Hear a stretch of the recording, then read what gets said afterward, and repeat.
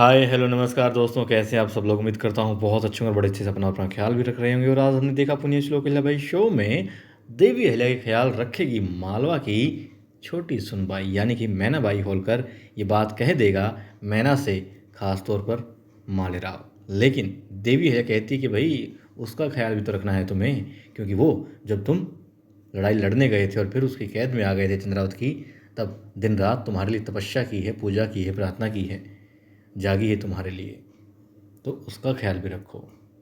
मेरा ख्याल तो मैं रख लूँगी, वो रख भी रही है, कोई बात नहीं। जी हाँ, ठीक इसी तरीके से हमारे रिश्ते हैं, आपके हमारे रिश्ते हैं। हमें अपने से छोटों का ख्याल रखना चाहिए, छोटों को बड़ों का ख्याल रखना चाहिए। और कुल मिलाकर के बात ये कि घर में हर किसी को हर किसी का ख्याल रखना ही चाहिए। और यहाँ पर देखिए बात हो रही होती है देवी अहिल्या और मालेराव की, और मालेराव देख रहा होता है देवी अहिल्या को। वो कुदरत के बीच में खड़ी होती हैं, सामने पहाड़ होते हैं, हरियाली होती हैं, जहाँ खड़ी हैं वहाँ भी हरियाली है, पेड़ पौधे हैं और पक्षी भी हैं। कबूतर हैं खूब सारे, देवी उन्हें दाना दे रही होती है, उनके लिए पानी रख रही होती हैं। और मालेराव देख रहा होता है, मन ही मन करता है कि मेरी आई कितनी कितनी अच्छी है। ये सिर्फ इंसानों का ही नहीं बल्कि पशु पक्षियों का भी पूरा ख्याल रखती है, उनकी ज़रूरत का भी बहुत ध्यान रखती है।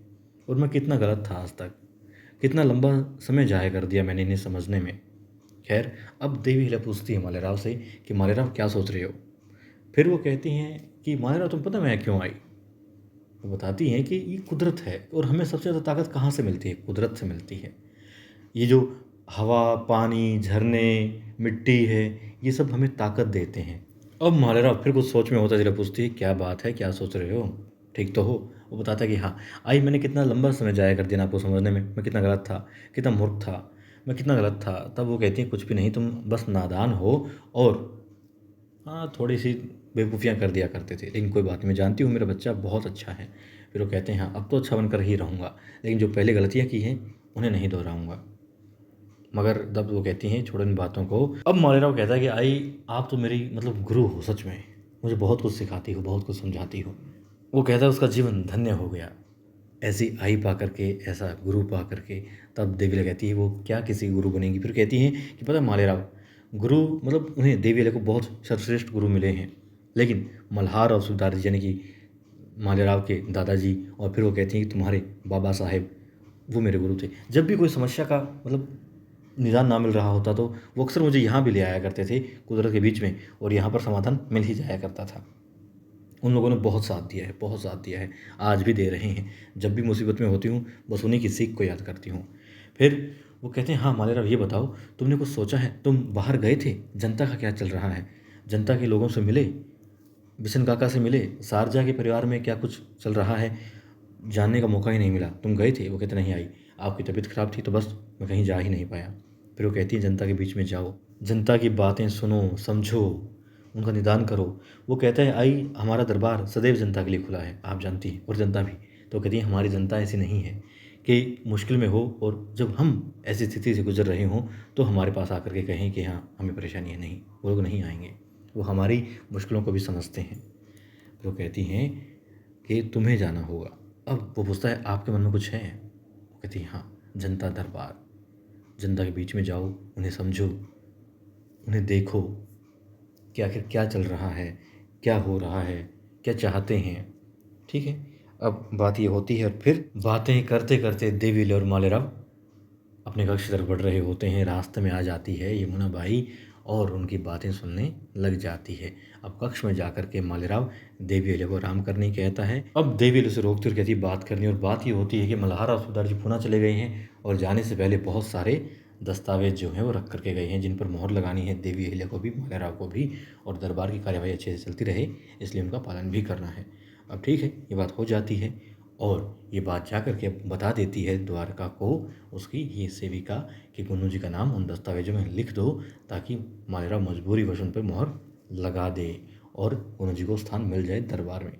ठीक है, अब क्योंकि मालेराव देवी से बातें कर रहा होता है, फिर अपना ख्याल रखने की कहता है, और फिर कहता है कि वो मैना बाई को बोल देंगे आपका ख्याल रखेगी, हर वक्त आपके साथ रहेगी। फिर वो कहती है मालेराव मैं ठीक हूँ और वो मेरा ख्याल रख भी रही है। और तुम्हें पता है जब तुम बाहर गए थे, लड़ाई पर गए थे, मुश्किल में थे, वो कभी नहीं सोई, सिर्फ तुम्हारे लिए प्रार्थना करती रही, तुम्हारे लिए रोती रही, तुम्हारे लिए दुआ करती रही।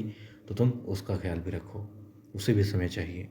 ठीक है, अब मालेराव और मैना को दिखाते हैं और मैना उसे अब तैयार कर रही होती है दरबार के लिए, ज़रूरी कामकाज के लिए। कभी आभूषण पहनाती है तो कभी पगड़ी उसके सर पर रखती है और मालेराव उसका हाथ पकड़ लेते हैं। दोनों के बीच में पहली बार इतना मधुर जो है प्रेम दिखाया जाता है, मधुर संवाद दिखाया जाता है और दोनों वाकई में अब मालेराव समझ चुका है, एक पति का फ़र्ज़ भी वो निभाना चाहता है और उसी तरीके से दोनों पास में होते हैं। फिर वो कहती है कि मुझसे ज़्यादा और हमारे इस रिश्ते से ज़्यादा ज़रूरी है प्रजा के प्रति जो आपका कर्तव्य है, तो पहले उसे निभाइए, जाइए प्रजा वाला काम निपटाए आइए। ठीक है, मालेराव वहाँ से चला जाता है और जब पहुँचता है लेखापाल के पास में तो क्या होता है, दस्तावेज होते हैं, वहाँ पर मोहर लगाता है और फिर एक दस्तावेज वो निकालते हैं और कहते हैं कि इस पर मोहर लगा दीजिए। कहते हैं मेरी मोहर की क्या आवश्यकता है? वो कहते नहीं, इस पर तो आपकी मोहर की आवश्यकता ही है। वो पूछते हैं क्या है इसमें, तो देखते हैं नियुक्ति के हैं, जो नई नियुक्ति मल्हार और सूबेदार जी पुनः जाने से पहले कर के गए हैं। अब वो पाता है उसमें नाम गुन्नू जी का, तुरंत वहाँ से जाता है देवी अहिल्या के पास में और कहता है गुन्नू जी को दरबार में नियुक्ति दी है, ऐसा कैसे कर सकते हैं? मल्हार और सूबेदार ऐसा नहीं कर सकते। देवी अहिल्या भी आश्चर्यचकित होती है कि नहीं, ऐसा नहीं हो सकता। आखिर किस स्थिति में किया होगा, क्या सोच कर किया होगा? नहीं, ऐसा हो ही नहीं सकता।